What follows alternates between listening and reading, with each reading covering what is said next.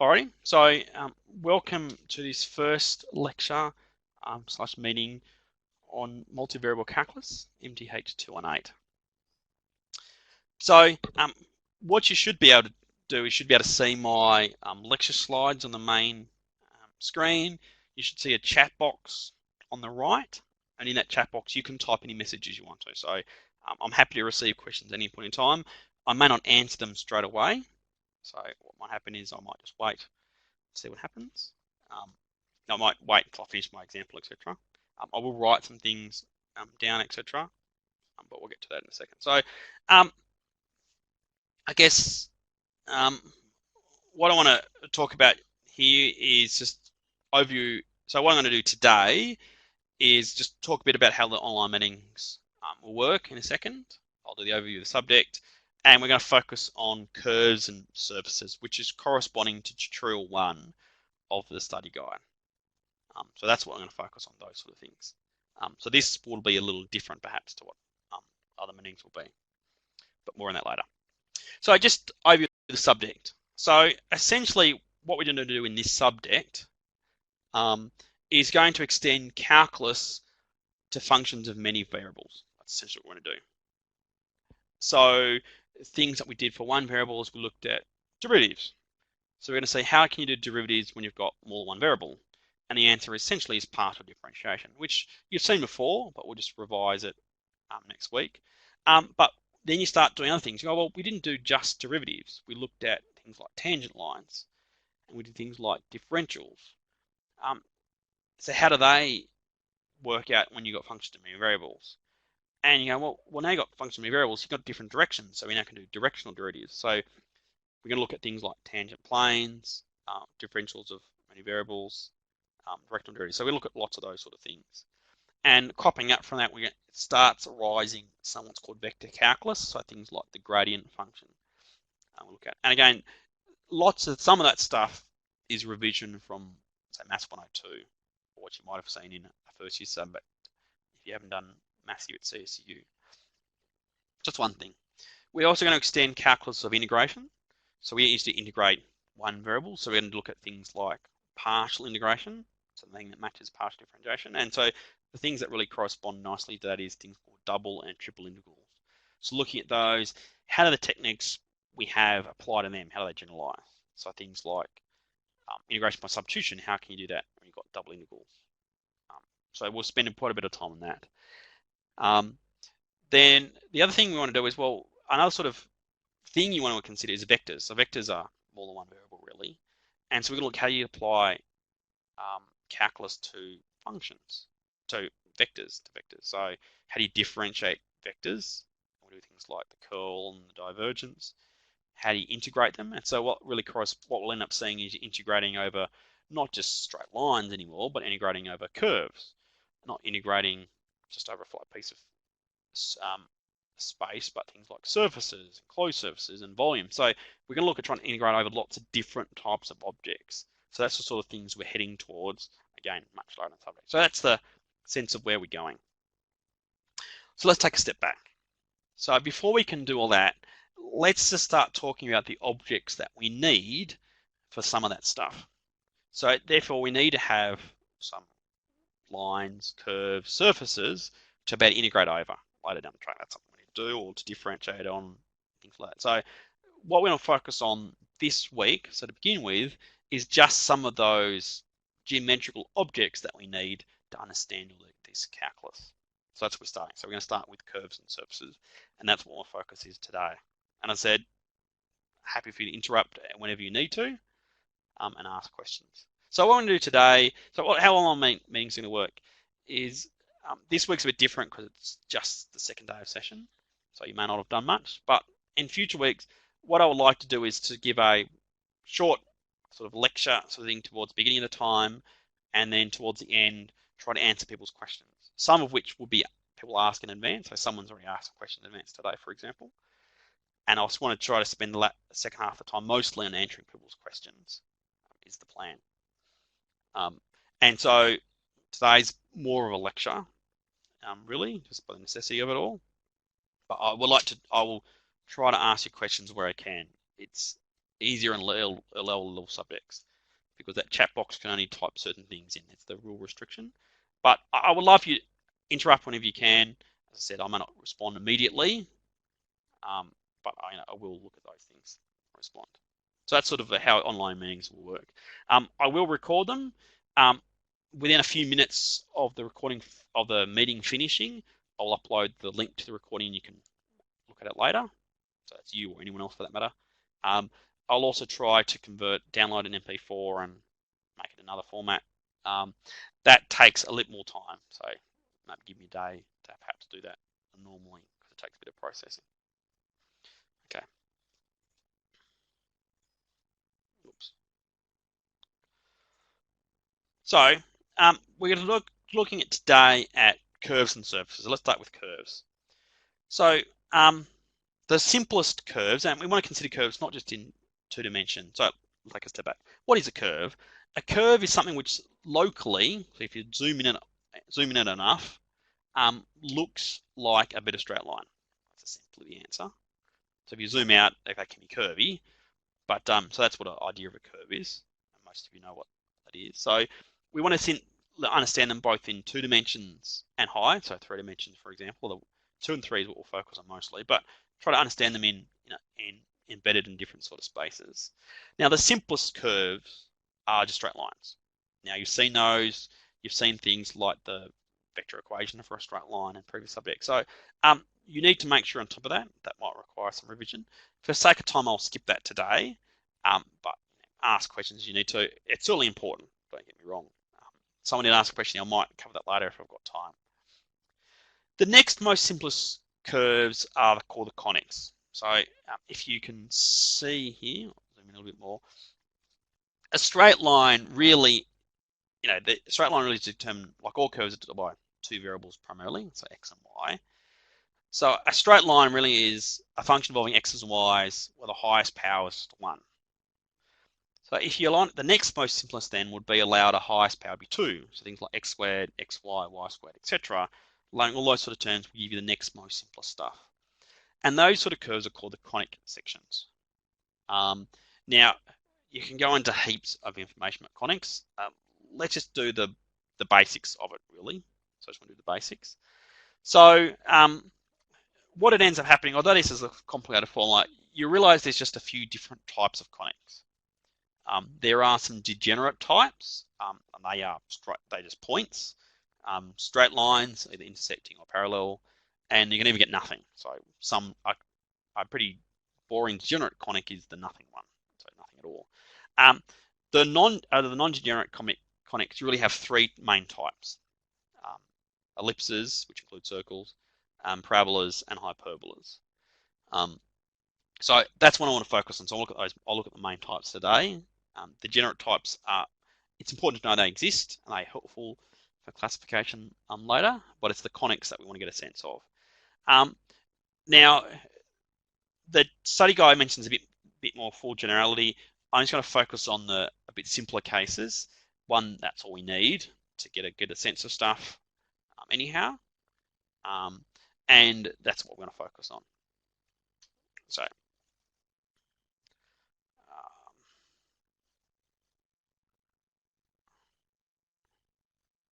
okay. So let's start by looking at ellipses. And again, if you can't see anything, or it's too small, or I'm not speaking loud enough, or you want clarification, just ask. That's fine. So I'm more than happy for you to interrupt those sort of things. So I'm going to look at ellipses. That's the first one to look at. So I want to do an example. There's an example ellipse. So I'll draw it. Just got to make it concrete, and then I'll explain how you can draw it later on.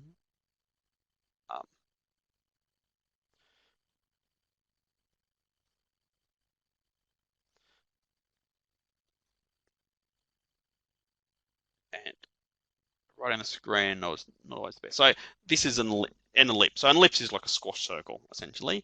And a special case of an ellipse is a circle. It really is a special case. So the ones we will focus on algebraically really will be ones where the axes align to the principal XY axes. And so what they always look like sums of squares. That's really worth writing down.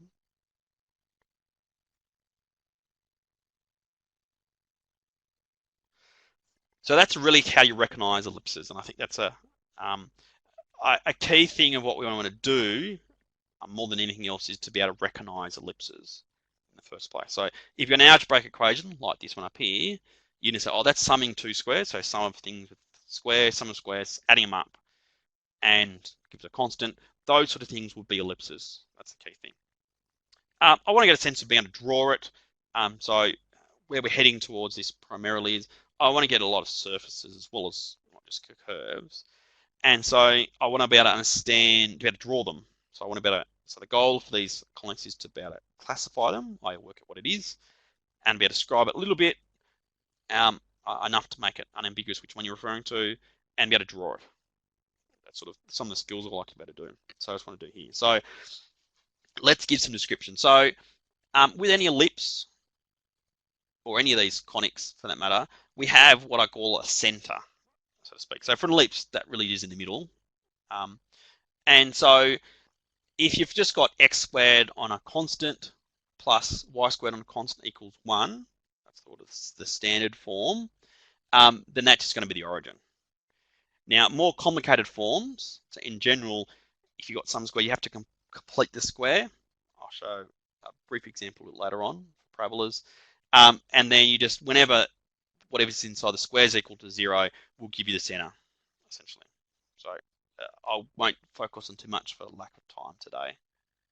And then you've got some other key things.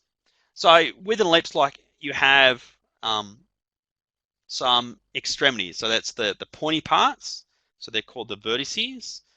Then you've got and where it's squashed, the other parts where it's the squash the most.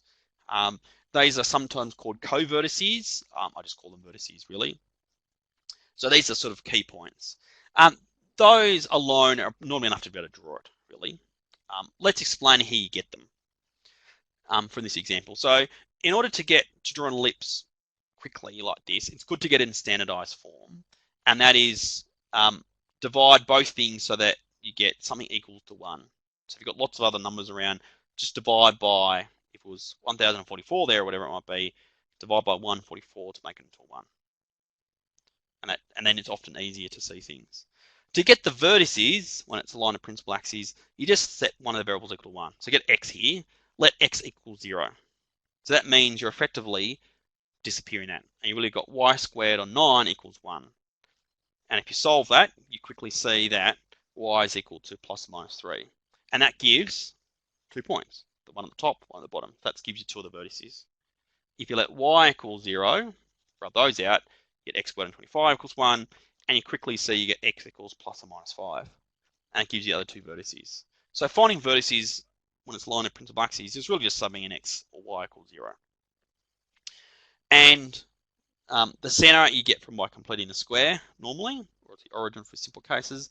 And then it's just a matter of trying to draw it through the vertices. That's the really simple way of doing an ellipse. So you got to recognize it, it's an ellipse, then get a little bit of information, so there's key features in drawing it. The other useful things in various applications for ellipses is what's called the foci. And so they are useful for sort of reflections. So and it's really just well mentioned in the formula for it. So if you've got a squashed ellipse on the longer axis, which is called the major axis, we have 2 foci, one on either side of the center. So if the longer axis was going up and down, they'll be on the vertical axis as well. So these are bringing in a bit. So the way to work out this location, so in general, that'd be 0, as I've written here, plus or minus something called C. And the way you work it out is by doing the difference of whatever the difference of the numbers on the bottom. So the numbers on the bottom are 25 and 9. So I take the difference. So 25 minus 9 gives you 16. That's a square of it. If you square it, you get plus or minus 4. So these would be I mean, you can say I've got it poorly to scale here, so let's fix it up a bit. At -4 and 4, you get the foci. So these are some of the key points for an ellipse. And it's just a matter of subbing it in. Now, if you sub them in and you're getting, you got c squared is equal to -16, you go, oh, made a mistake. That means that the two numbers, that it's not, the major axis is not horizontal but vertical instead, and it's a sign trigger to say, oh, I should just flip it around the drawing. Just remind that. There are some other things here, but that's what I want to focus on. That's how you recognize ellipse, sum of squares, and how you quickly draw it. So focus on the vertices is my suggestion. Okay, so that's ellipses. Now, lots more detail and examples are given in the study guide. So please have a look at that for more depth. But I want to give you the key skills here of being able to recognize, and the key things of being able to draw it.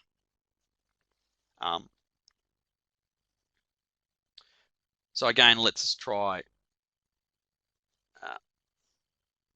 I'll draw this one quickly. Just this is called a hyperbola.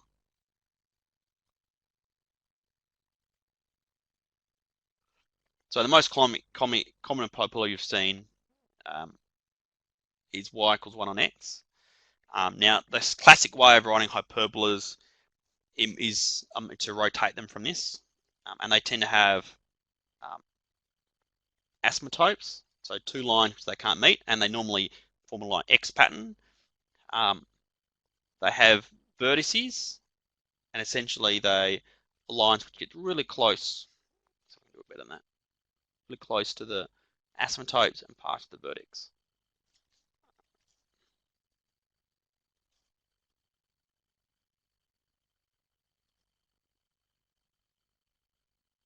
So that's sort of the basic shape of what a hyperbola looks like. So you can rotate them any one you want to, but the standard ones, as we call them, tend to have that X shape of the what's called asymptotes. So just to give you some names to things.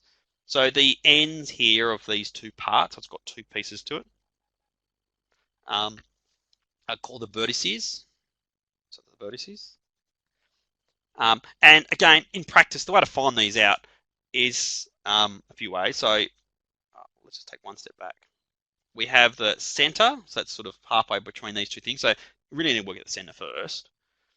So if you, in general, you have to complete the squares for both of them, and when each square is equal to 0, that gives you the center. In a simple case like I got it here, it's just the origin. So this is the one we're focusing on. In order to work out the vertices, you really just set each of the variables equal to 0 in a simple case, or equal to whatever the value of the center is. So let's look at it in this case here to try to draw it. If I let x equal 0, so crobble that out, I get minus y squared on 9 equals 1. That has no answer. Well, that gives you nothing. If I try the other way, if I let y equal 0, I get x squared on 16 equals 1. I can say x equals minus 4 or 4. And so those will give me the two vertices.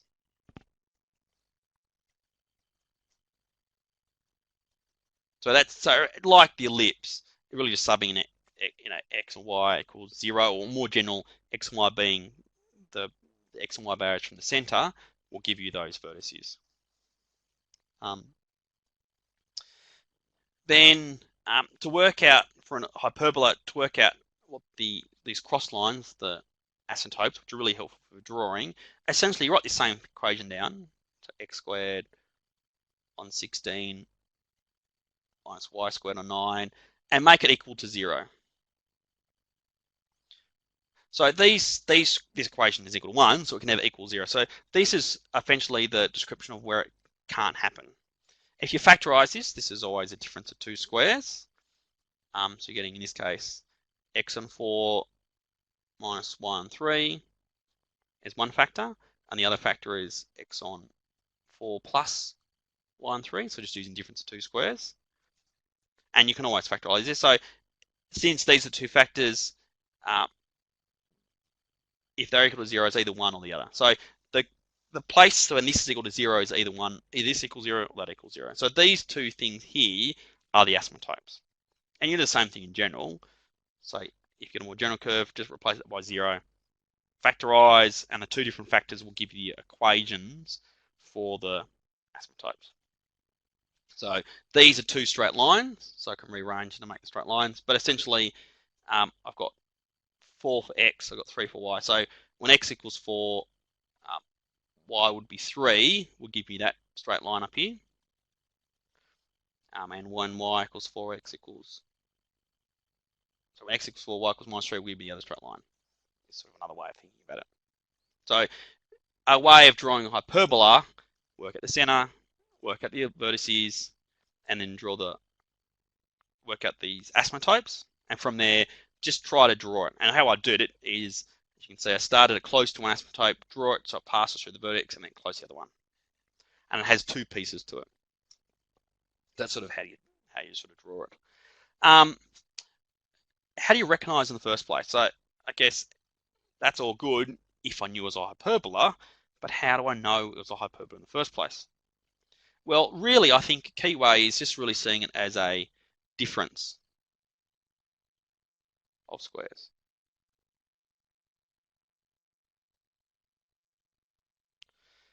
So ellipse is a sum of squares, and a hyperbola is a difference of squares, and that's sort of a key classification technique, and I think it's really helpful to know. Here's a question. So this is not rhetorical here, just to see how much people have read it in advance. Let's try to draw a different curve.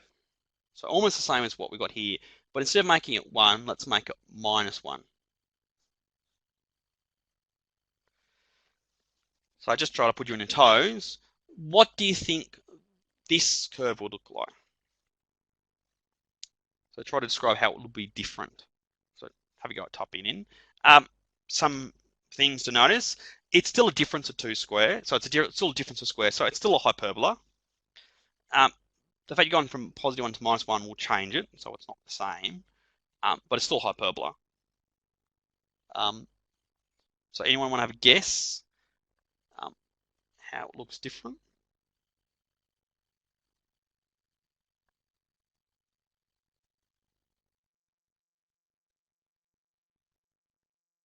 Silence.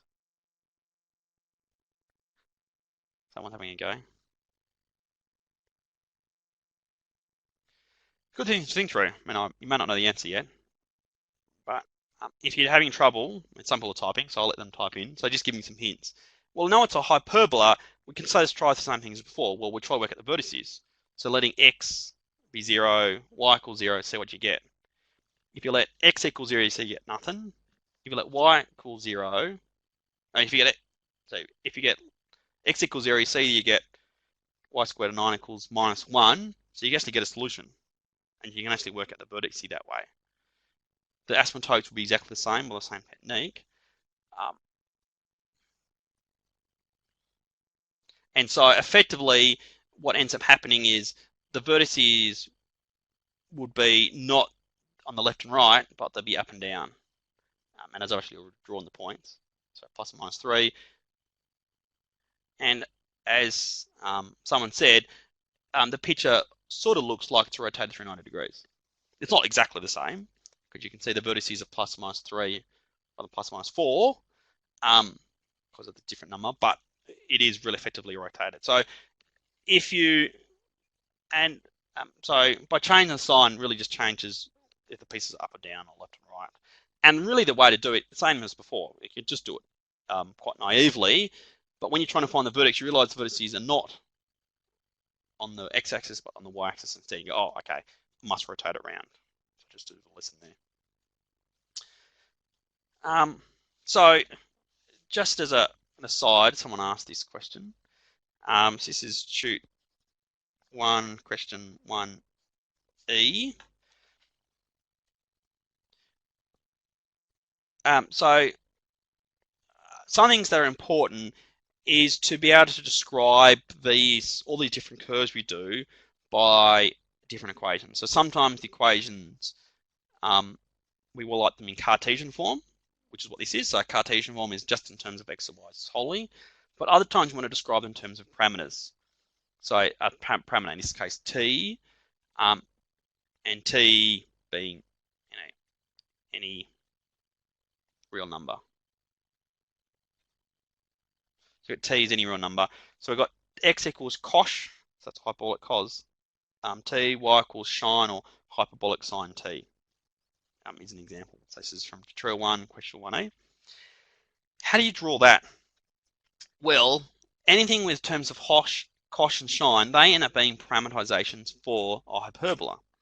So I mean, it's mentioned towards the bottom here. So if you see cosh and sine, that really is a sign that it's a hyperbola. And so a key thing to be understand it is cosh squared t minus sine squared t is equal to 1 is a classic identity for hyperbolic trig. I'm not sure if you know that, but it's true. And so therefore, if you have a parameterization in this, that tells you that x squared minus y squared equals 1. So an equivalent parameterization for, so this parameterization is equivalent to this Cartesian form. And it's true, anytime you've got cosh and sine, it'll always be a hyperbola. It will always be the case. And so now, and you can see it's a difference of two squares. Big trigger post, that's a hyperbola. And then you can draw it from that. And so if you let, because they're both squares already, the center is going to be the origin. By letting x equals 0, no solutions. Letting y equals 0, you get x equals plus or minus 1. By letting equals 0, factorizing, you get x plus or minus y equals 0. So you see the asymptotes, line y equals x, line equals y equals x. And therefore, joining everything together, you can quickly get my picture. So just focusing on that, I mean, I did that example way too quickly. I want to do quartics. But just focusing on it, the key thing for ellipses on a hyperbolas, you want to recognize is working out if it's a sum of squares or difference of squares. That's a really key difference to distinguish them. In both of them, you need to, in general, complete the square to work at the center. Nice cases like this one, like all the ones I've done so far, really, have the origin as center, but we'll consider other ones in general. So completing the square gives you them. You want to work at vertices. They're really helpful to understanding where it looks like. And you really do that by letting x and y be the x and y values from the center. In both cases. For an ellipse, that's all you need. Just join the dots, bang. For a hyperbola, a really important thing is to work out the asymptotes, these dotted lines, and I try to give you some hints of how to do that. In more general terms, that's the equations if you find a formula more useful, but I'll just try to show you a bit more concretely of how you might work it out directly. So those are sort of some of the techniques. So in your assignment 1, I expect you to be able to draw an ellipse and a hyperbola and recognize them. In more general terms, being able to classify them quickly is really important. So sum of squares, difference of squares is pretty critical. So if you got any questions, fire away, of course. I'm doing it. I'm just trying to pick the guts out of the content. So I'm not trying to pretend I'm covering everything. 1 hour is not enough for that, but it's enough to give you the highlights and give you things which I think are really important. So I'm trying to give you some helpful, constructive tips. And again, please give me feedback either afterwards or now if you need to. So the last of the main types of conics are called parabolas. So parabolas. Now you've seen parabolas at school and other things. So the classic is y equals x squared. And so a classic parabola is just a nice U shape. That's what they normally look like. And depending how much you've seen at school, they can be, you've seen already in Maths 101, they can be frowns instead of smiles. If you swap the roles of x and y, you can be put on the side, etc. So that's what they look like. So the classic sort of form they have is this equation. That's sort of the standard form, shall we call it, which is x squared is equal to 4ay sort of idea. How do you recognize them? Well, they're not a sum of squares or a difference of squares. What really makes them stick out is you have one term that's a square, one term that's not. So I got it in this case. Let's look at the top one up here. I've got an x squared, but I have no y squared terms at all. And as soon as I see that, I don't have sum or difference of squares. I just don't have either of them. That tells me it's a parabola. And so what I want to tell you more than anything else is how you recognize them. This one's got, this is my key example at the top here, a square for x's but none for y's. Now this one's a bit trickier than the last few examples I've given. I just want to sort of tease it out a bit more. And that is, you can see I don't have just an x squared term, I've got a minus 2x as well. So I need to group all the x's together in order to better work with it. Really, I do. And so the technique to do that is called completing the square. And as I said, that's one of the harder techniques. So this was a slightly harder example, but I want to show it to you just to illustrate the point. So in order to do stuff with here, let's just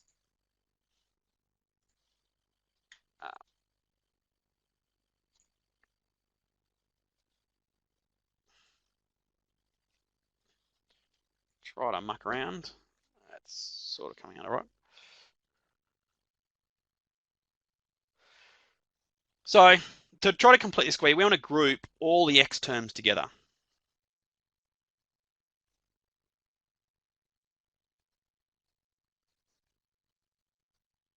And all the y terms together. And then you have constants at the end. That's fine. So what I want to do is I want to make this look like a perfect square. So that's really what the idea is. So I've got x squared minus 2x. Well, to work out if it was a perfect square, it should be plus something squared. What something squared do we have to do? So maybe you can tell me. So can someone type in? I'm going to have to put in plus something here to make it a perfect square. What do I need to type in? Okay. So how do you work it out? I mean, some will give them different answers. So how do you work out what it is? Well, normally a perfect square is x squared minus, say, 2ax, or plus or minus for that matter, plus or minus, plus a squared. That's what a perfect square should look like. And so what we need to do is to work out what this a is, so we can square it, we just need to look at the coefficient of the x, get rid of the 2, divide by 2, in this case gives you minus 1, and square it to give you 1 to make it to a perfect square, which is what some people said. So thanks very much for that. So put the plus 1 in there. So if you've got a plus 1, you're still going to make it equal though, so we're going to have to add a 1 somewhere else to make it equal. So either we're putting plus 1 on both sides, or I can pull one out of the 2 here, either or. So now I've got this perfect square, I can write this as x minus 1 all squared.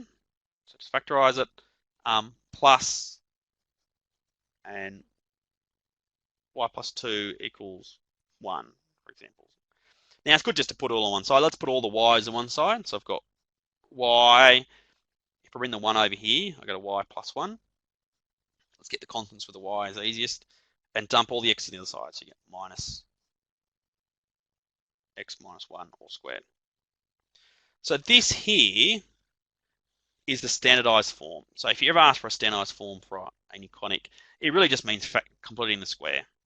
For an ellipse or hyperbola, that means dividing by the constant term to make it into a 1. For a parabola, it's not so required.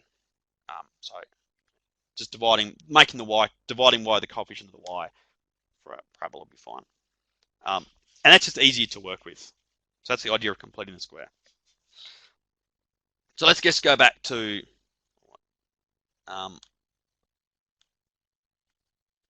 what a parabola is in general and to work things out. So we know we've got a parabola, so it's got a little base here.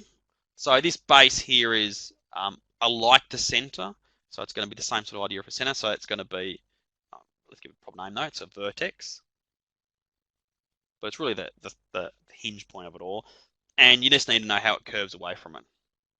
So essentially for a parabola, to draw it, you need to know the vertex, that's the key thing, and then you need to know which way it curves away from it.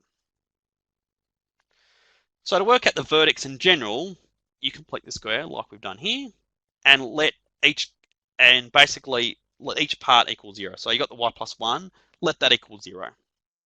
So if that's equal to 0, y must equal minus 1. So let's draw my axes. So you got y equals minus 1. If you let this one over here equals 0, you get x minus 1 equals 0, x is 1. So you got 1 minus 1. So the vertex, or the center, or whatever you want to think about it, is going to be this point here. To draw the picture, it's going to be this nice U shape, but is it going to be up or down or left or right? They're your four choices, really, if it's nicely aligned. Just got to pick out which one it is. So if it's y equals x squared, it's just your normal U shape. Nice, happy sign. If it's a minus sign, like you can see here, it goes down. So the minus sign here tells me it's a frown. If it was positive, it would be a smile, essentially. If you reverse the roles of x's and y's, it will make it left and right instead. You could sub in a trial point if you needed to. So sub in x equals 2. If you're really not sure, would tell you the answer definitively as well. That's always a good trick. So that's the idea. So parabolas, there's not so much interesting stuff. You can do things like focus as well. So for parabolas, if you shine anything from the focus and it bounces off the parabola, it has a nice parallel light, which is why it's used for nice mirrors. So the distance along here is given by the focal length of A. If you look at the coefficient, so what number's in front of the x squared, and divide that by 4, that gives you the focal length. So in general, the general form is 4a, so just divide that coefficient by 4, in this case it's 1, so divide by 4 gives you a quarter, that gives you the focal length. So a quarter below the center here gives you the focus if you needed it. I'm not going to focus too much on the geometry of it all, but just for completeness more than anything else. So the center, the focus in this case, badly drawn, is y another quarter down, so x equals 1 minus 1.25. If I make a mistake, I can do that like everyone else can. Let me know, of course. So, so to make it simple, the parabola and indeed hyperbola and ellipses will always align to the principal axis. So they always, if drawn properly, will neatly line up to x or y axis. I will consider ones where you swap the x and y axis around. In general, though, that could be any rotation at all. So they don't have to align with any axis at all. That's much more general. The formulas get more difficult. You can look at that. The study guides mention a bit more of that if you're interested. But we just want to integrate all on these things or recognize them. So in practice, if we wanted to deal with them, we would just rotate them to make them align to principal axis. So we might as well just assume that's the case. So I think that's the answer to your question, Paul, you asked there. So in this subject, we'll just make them the nicer cases. But in general, they don't need to be, of course. But if you rotate, reflect, it fixes lots of things for you up anyhow. So any questions about curves? So as I said, the key curves we want to look at is straight lines, which I have not mentioned at all, but you initially need to know them. Ellipses, sums of squares, hyperbolas, difference of squares, and parabolas. So a mix of a square and a linear term, essentially. And that's the key things of recognizing. So that's what we really want to take out from it. What I'd like you to do is I'd like you to be able to very quickly recognize a conic. It's not that hard. They just got squares and linear terms in them. Work out which type it is. That's a bit more involved. So I just try to give you those tips and give you some sense of being able to draw it. Now, in an assignment question, you're allowed to use a computer to help you draw them. That's perfectly fine. Computers don't always label nice points for you, so you might have to work that out yourself. So you might need to use your brain and the computer together. But you can draw them quickly by hand as well. So in the exam, you might do them, but just rough sketches. Perhaps not as rough as what I'm doing. I find it easier on a piece of paper than on the screen, and I hope you do too. But just rough sketches. Like I would like you to be able to do get a sense of what it is qualitatively, but enough so anyone else looking at it can unambiguously work out what you mean. So sufficient labeling for that purposes. So that's a bit about curves. But we don't want to just deal with curves. Like we want to integrate along curves later on. But we want to look at surfaces. So if a curve is something that locally looks like a straight line, a surface is something that locally looks like a plane. So locally looks flat. So if you look at your window, I don't know where you are, it looks like that the world around you is close to a flat piece of plane, which is why people in the past have thought that we live in a flat world. In truth, of course, the world's much really big and actually curves around, and it's actually a sphere. So surfaces might locally look flat, but in reality, they can have all sorts of bendings in them. So example surfaces are planes and spheres, things like the toruses, which is an outside of a donut, some other things. So they need to live in, although they locally two-dimensional, as in that sense. So you can either go forwards, backwards, left, or right. They need to live in 3D to be understood. So they're 2D objects living in a 3D world. A curve is a 1D object living in a 2, 3, etc. D world. The simplest surface is just the planes, and again, you would have dealt with that a bit in your prior studies. So you looked at a vector equation for a plane, etc. So looking at the normal, etc. Really important stuff. Make sure you remember that. Sorry. Make sure you revise if necessary. I'll skip that for today, just for time, as I said. But it's important to revise that. The next simplest one are called the quartic surfaces. I don't know really right the reason for the name.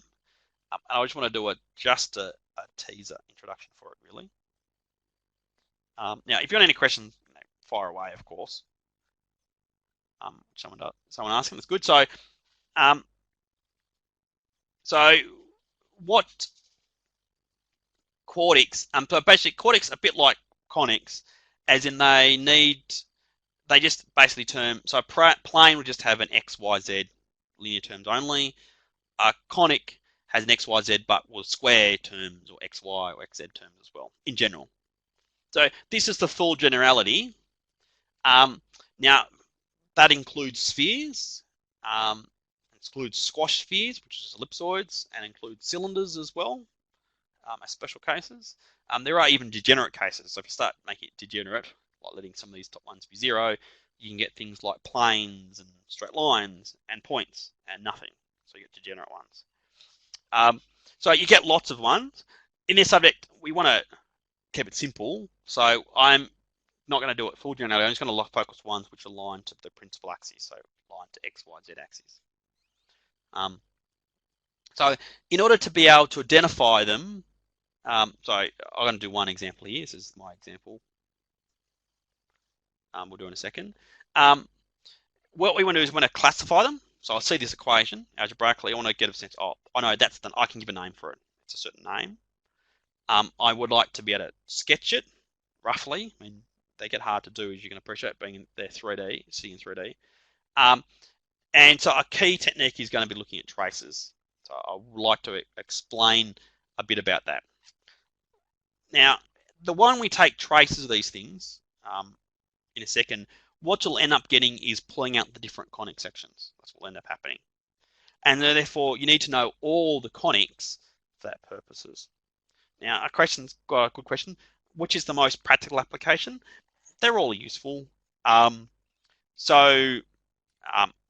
used ellipses when I was in modeling. So I was trying to look at human shape. So ellipses, because they're nice closed objects, and because they have a nice strong connection to normal distributions. Have you ever looked at those? That really neatness is really useful. So hyperbolas are useful in hyperbolic geometry. So they're good at the sort of folding, when they things sort of folding over. Like coral has that idea of they're much more closely with hyperbolas than anything else. And parabolas are useful for things like headlights, right? I don't remember the word. So because of that, the property of the focus of a parabola, they're really useful in practical application. So they all have their own uses. In this subject, you need to be able to recognize them all, essentially. And knowing that skill is important to be able to handle quartics, which is the next thing up. Before I try to mention the stuff, I just want to like a little digression here. That in your exam, which is way down the track, get something you're thinking about. There are 3 assignments and a big exam, which is a must pass.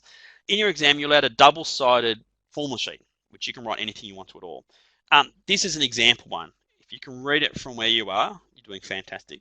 But just want to mention the existence. I'll zoom in things in a bit.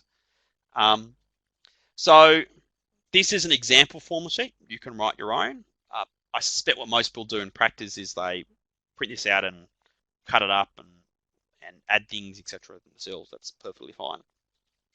This is available in a few places on the Interact site. If you've downloaded the study guide, which is super important, it's an attachment on the first few pages as well. So you can download it from the study guide within it. But it's really important.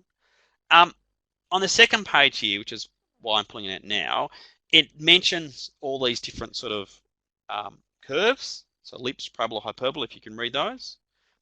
Circles are a special type. And it's got some pictures of these quartics. That's what I want to show you. So I'm going to zoom in the bottom here. Just show you what some of these quartics can look like. So you get an ellipsoid, which is like a football, sort of a squashed sphere, squashed ball. An elliptic paraboloid. So as it looks, it's a bit like a bowl, essentially. If you turn it upside down, like at the moment it's like a bowl. If you turn it upside down, which again, there's nothing wrong with that, it looks like a hill. So elliptic paraboloids are things like valleys and so lakes and hills, essentially. If they were circular paraboloids, then you can produce things like a headlight. That's what headlights will look like. So elliptic paraboloid and a circular paraboloid, which is a special type. Hyperparaboloids are saddles, essentially. Looks like if you look at the back of a horse, that's the idea. Just give you a sense of what they are. So these are the fancy names. I'll show you where the fancy names come from in a little bit. You can get hyperboloids, which essentially are just hyperbolas rotated around. So you get ones which have 2 pieces in them, or you have ones which are all joined up. So I guess hyperboloid of 2 sheets, I think of it as being a stalagmite and a stalactite trying to go together.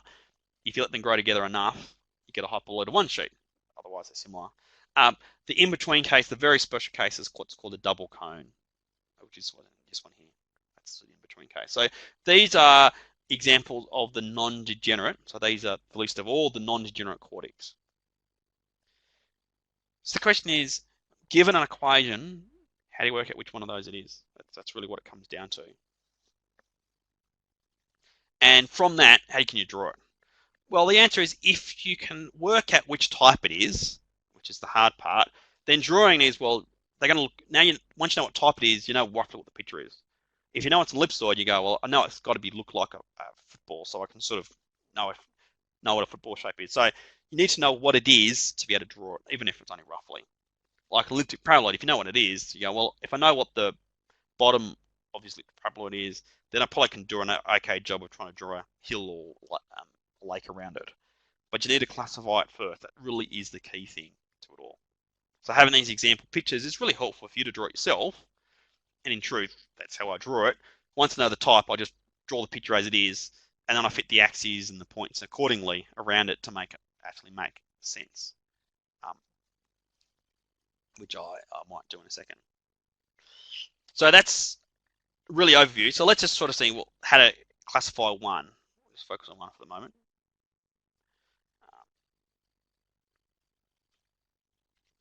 Okay. So this is my example one. So z equals x squared plus y squared and 4. So it's got 3 variables, x, y, z. And so when I try to solve this equation, I'm going to get a 2-dimensional object. So surface. So I know it's a surface. The fact it's got squares and linear terms in it tells me it's a quartic. If it was only linear terms, or just x, y, z's only in them, it'd be a plane, but you know it's some sort of quartic. How do you do this? Well, the key technique that I advise is to use what's called traces. So a trace is pretty much taking a cross section by fixing one variable. So the difficulty of understanding the surface is it's two-dimensional object sitting in 3D. That's a bit hard to get your head around. So to make it easier, why don't we just drop the dimension down? If we just let z equal 2, for example, that gets rid of one variable. It means you're now reducing it down to a one-dimensional object, a curve effectively, so you can 2D. We can draw that much easier. It's going to be a conic in general. So this is really the key thing. So basically, we're going to let cross sections three different types of traces. We'll either have traces z is equal to a fixed number, so z equals 2, or z not in general, y being a fixed number, or x being a fixed number. And we'll do each of them in turn. So there's three different types of traces. So parallel to the three different coordinate planes. Essentially, that's the idea. So let's do an example. So let's do traces x is equal to a fixed number. Now, to make my writing look a little bit neat, how do I say x equals k? So just some sort of fixed number. So what I do is I can plug it in. So I get z is plus a constant squared. So it could be 0 squared, 1 squared, minus 3 squared, whatever it might be, plus y squared and 4 equals 0. Now I want to put in a form that I can recognize. So let's ditch the constants, they're not really helpful. So I got in z, a linear term, plus y squared, which is a squared term, is equal to minus k squared. So everything else on the other side. So you can see I've got a linear term here, a square term, so it's not some squares, not a difference of squares, but it's one of each. As soon as I have one of each, I know what type it is. So how about you tell me, which type of conic section is this? So again, k could be 1. So if you had z plus y squared and 4 is equal to minus 1, that's an actual particular curve. What are they all in general? So if you look for all different values of k, they're all the same type of conic section. What type are they? You can guess. There's only 3 of them. The answer is either ellipse, hyperbola, or parabola. So it's one of those 3. Okay, so a few different answers. How can you tell? Well, it's a linear term and a square term, so it's one of each. So as soon as you can see one of each, that tells me straight away it's a parabola. Now I could try drawing them. I won't just yet, but I just want to classify. That's the key thing here. And it's the linear and squared by themselves. And remember, k is just a constant in this case. So I can do the same thing again. So I can let y be a constant this time. So I trace in a different direction. And so I'm getting z plus x squared plus my constant squared on 4 equals 0. And so rearranging, I get z plus x squared equals some sort of constant. So k can be anything we want to at all. And again, we get the same thing. We've got a linear term and a square term. So we've got one of each, and so that would also be a parabola.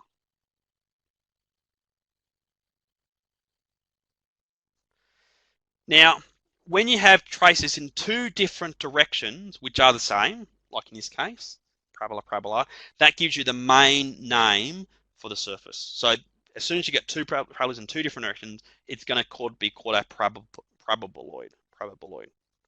So that means straight away, we haven't even finished yet, that tells you, because it's a paraboloid. So if you had ellipses in two different traces, it'd be called an ellipsoid. And if it was a hyperbola in two different directions, it'd be called a hyperboloid. So if I go back to my pictures over here, that's the main ellipsoid, paraboloid. So you can see there's two different types of paraboloids, elliptical, hyperbolic. And for hyperboloids, there's 3 different types. They're all, so there's 3 different types of hyperboloids. The cone is a special case.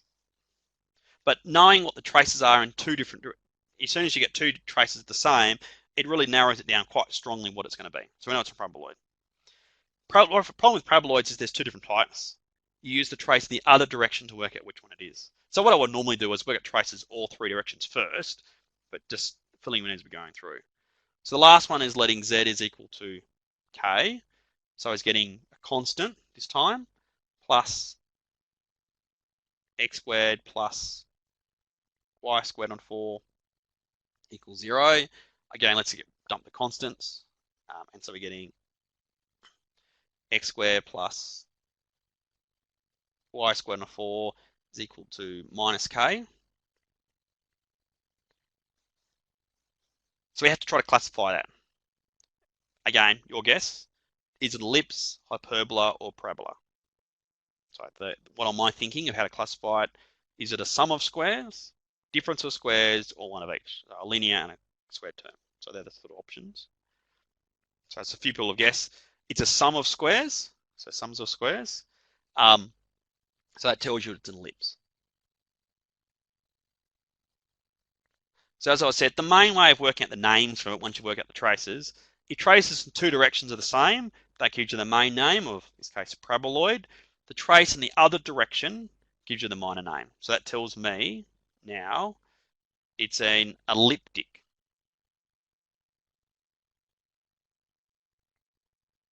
paraboloid.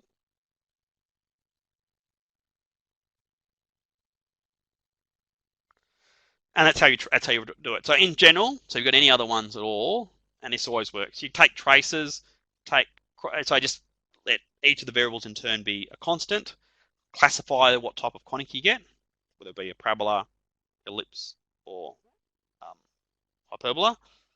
When you've got traces two directions are the same, that gives you the main name. The trace in the other direction gives you the minor name. So as I said, that works for some of them quite well. So you've got an ellipsoid comes out straight away. That's ellipses in all three directions. Elliptic paraboloid, that's what we've got just here. So that's what our picture should look like. Hyperbolic paraboloid is the other one. The hard tricky one, which I won't have time to do right now, but you can ask later if you want to, is the hyperboloid. So hyperboloids have hyperboloids in two different directions, and it's ellipses in the other one. How you can work out which of the three cases it is if there's a gap. So where there's a bit of a gap between all the ellipses. I won't do it in general, but how about I just try to explain this case by trying to draw it. Let's look at these last set of ellipses here. For this one here to make sense, we have a sum of squares. The sum of squares has to equal a positive number, or 0, I guess, for it to really make sense. So from this last equation here, so from the ellipses, we can see that for it to make sense, minus k, which is the z value, remember, here, has to be positive. So it just makes sense. So putting it another way, k then, which is minus z, has to be,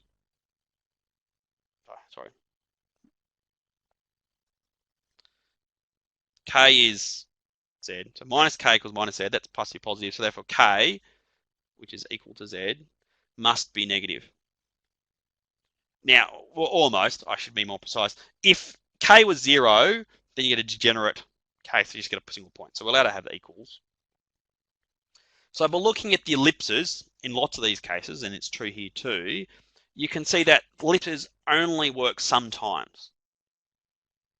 And so you can see that you can only get these ellipse cross sections if z here is negative or equal to 0.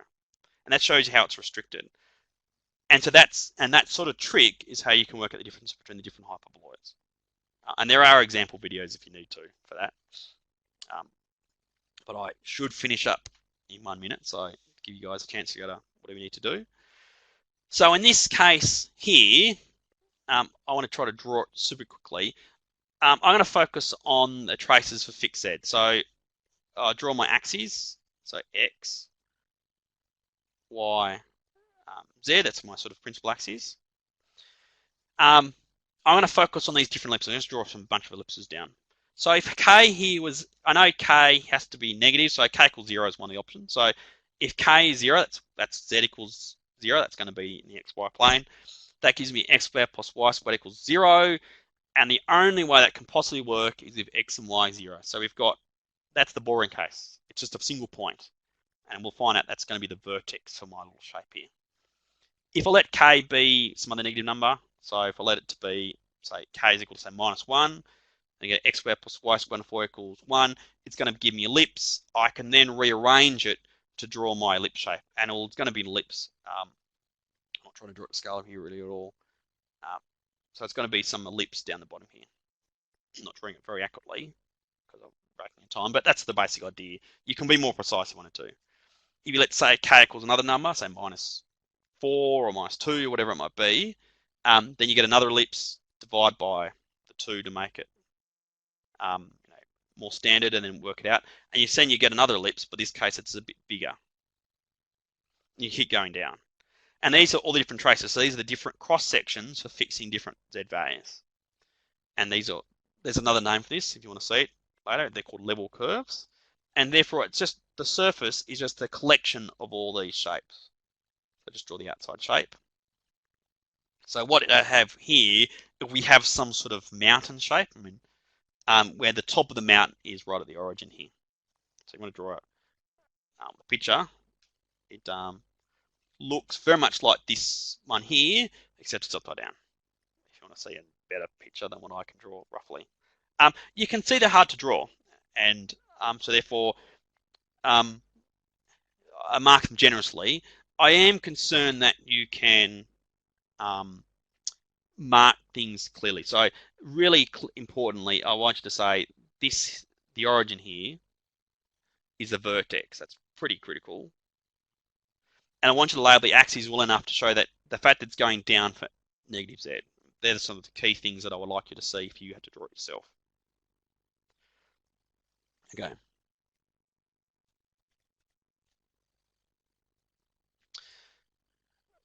Let's just take a step back, think of the big picture.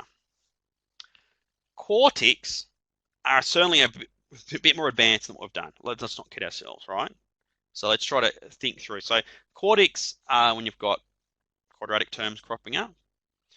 I would like you to be able to do two things primarily: classify them and then sketch them. The really helpful skill is to do the traces. So take cross sections for fixed x, y, and z, and that will help you out. So if you get cross sections in two different directions which are the same, that gives you the chief name. The cross section in the third direction gives you the secondary name, which is the one before it. Here's a table. As a table, that's very much like the formal sheet, which sort of decodes which one it is. And you can see the hyperboloids, they're the bottom three cases. Hyperboloids in two different directions are key. It's how the ellipses change is what really dictates it. So you do need to do that nitty-gritty stuff, like I was slightly alluding to there. And the key features I would like you to identify for all of them is the center, where it makes sense, and the vertices. They're the really important stuff. Other things that are helpful, if you can do it, is the axes that pass through the vertices, center, etc. So the central axes, etc. In the end, I'd like you to label things well enough so that I can understand what you're talking about. And there's no one definite way of doing that. There's more than one way of doing it. So what I've tried to do today is looking at curves, focusing conics, and surfaces, focusing quartics. So the study guide sections 1.1 and 1.5 cover that in much greater detail, especially the planes and the straight lines, which I skipped over. And tutorial 1 has lots of similar questions. So I might leave it there unless if people got a question, I'll have a go. That's fine. But otherwise, because I know that people might have other things to do, and there's only so much maths you can soak at one point in time normally, we might finish it there. But anyone have any questions first before we do that?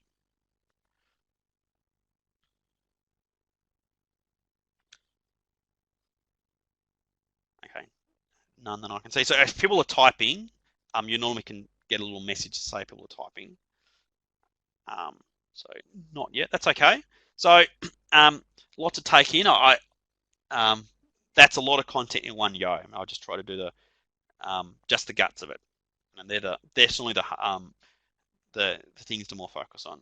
So please have a try the tutorial questions yourself, and have a go. If you've got any questions, just fire away. I mean, you can ask in the forum. So what I'd like you to do next week is I'd like to cover content matching up to tutorial 2. That's really sort of what I'm going to try to do next week, approximately. Um, so if you've got any questions you really want me to do, ask in advance. So I might do a little summary lecture towards the beginning and then focus on examples you do. So I would prefer it in the end to try to do things that's catered for you. So I've written that study guide already. It has lots of information there. And that really is to try to be the main learning resource. And I put a lot of effort into it. But I'm trying to do the extra help through these mechanisms, but it works best if it fits into what you especially need. Now, I can guess most of the time.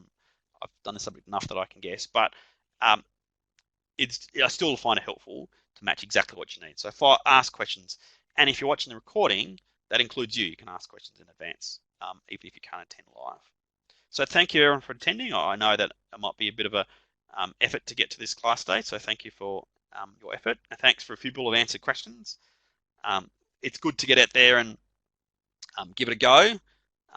If you get it right or wrong, it doesn't really matter. So thank you very much for that. So thanks for everyone for your time, and I'll leave it there.